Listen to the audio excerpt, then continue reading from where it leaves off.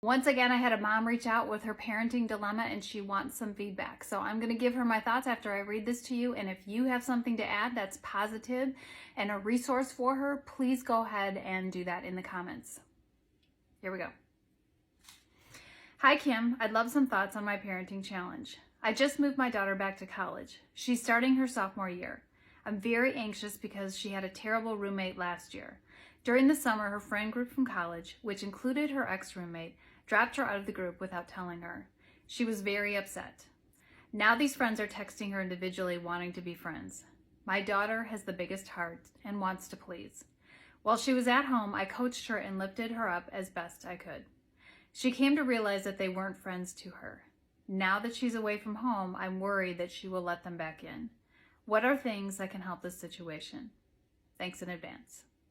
One thing I know for sure is if I tell you don't be anxious, because when you're anxious it's going to make your daughter more anxious, isn't going to help. Because when someone tells you not to do something, that's like immediately what you want to do, right? Like the whole don't think about pink elephants and then you're thinking about pink elephants. Your anxiety in this situation is completely understandable. However, sometimes it's easier to acknowledge. I mean, you acknowledged it to me, right? But I mean, like, just like sit in the anxiety. Think about what is the worst case scenario, right? Take your mind through it so that, because sometimes what we resist persists, right?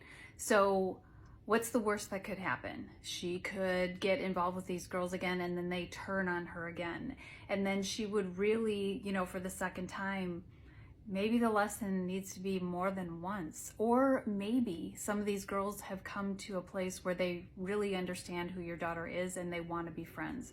It's very hard for us to hold space for these years and for all the things that our kids are going to encounter. However, they have to learn these lessons on their own. Whenever my kids are going through something that's hard for me to kind of hold on to or hold space for, I educate myself.